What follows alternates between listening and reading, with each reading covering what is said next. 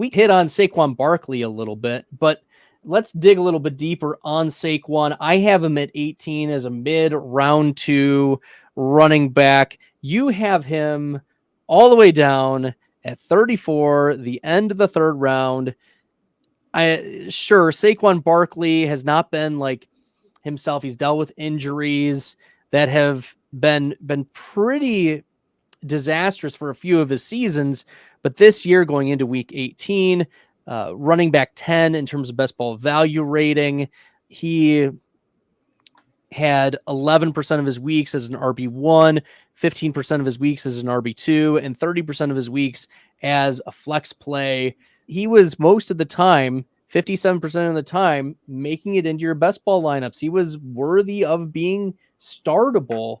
What concerns do you have about him being ranked so far below where I have him? I have mid round 2. You have him almost twice my ranking. So let's suss it out here a little, Jake. What concerns do you have for Saquon going into 2024? Sure. Mainly, I am really concerned that he's cooked. That's about it. He's a pending free agent, and I'm not sure that if he goes somewhere other than New York, he'll have anywhere close to the same role. He's still a very good receiver. He always has been. So he'll have that in his bag. I don't think he's going to get left on the curb like a Leonard Fournette or Ezekiel Elliott. But among 54 running backs who had at least 75 carries this season, Saquon ranked 45th in PFF's elusiveness rating. So he's really just not making people miss like he used to be able to. He's had those injuries, and I think those have definitely took their toll on him.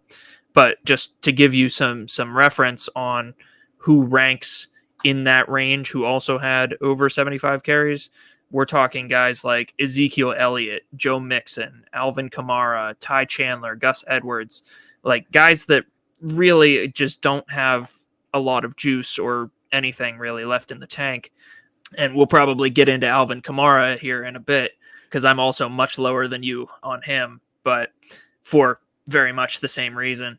But yeah, for me, it's the situational concerns for Saquon as far as will he go somewhere that gives him the same volume or even similar volume, or is he going to maybe go to a Miami and replace a Raheem Mostert and have an opportunity to thrive there?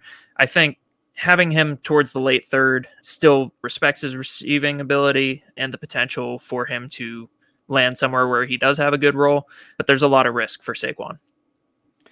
Yeah, there is the floor for Saquon is scary because you take away 80% of his runs are just garbage, trash. Like he's not a good runner on 80% of his runs, but on the 20% of his runs where he's good, he'll just explode. And that's just been the Saquon formula for the last few years. Throughout his career, he's never been a great between the tackles guy, but when he gets out into space, he can burst through and you're right. He's running back 45 in true yards per carry this year, running back 42 in yards per touch, running back 47 yards created per touch. Like these are outside of what running back 3 in terms of efficiency, but running back 14 in breakaway run rate.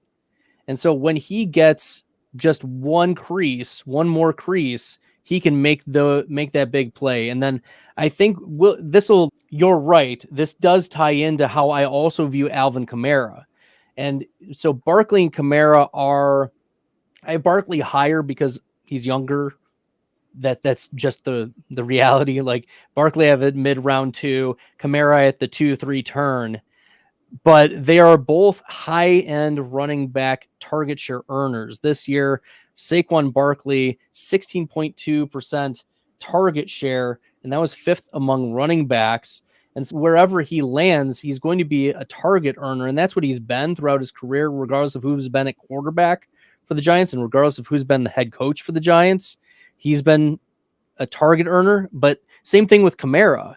No matter who's been the coach or the quarterback, Kamara's been earning targets, and 19.3% target share this year for Kamara. I sent out a tweet earlier today, and I said, Alvin Kamara to the Broncos in 2024. Who says no? I think that's a great idea. I think Kamara to the Broncos would be a great idea. Give me Sean Payton reunion. Talk about it. Because once again, Kamara, he's putting up the exact same metrics as Saquon in terms of efficiency.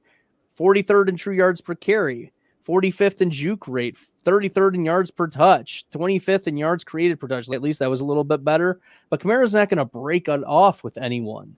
It's the target share that his role is not just as running back. It's as dump off. It's as an extra screen guy. It's as a player who's going to get PPR touches. And so for someone who's at the, you can take your swings on players in round 2 and round 3, but with running backs who earn those types of target shares, at least the floor is a lot safer for them. And because at this point you've missed out on some of the big home run swingers of your Jonathan Taylors, your Bijans, your Travis Etiennes, your Achans at this point.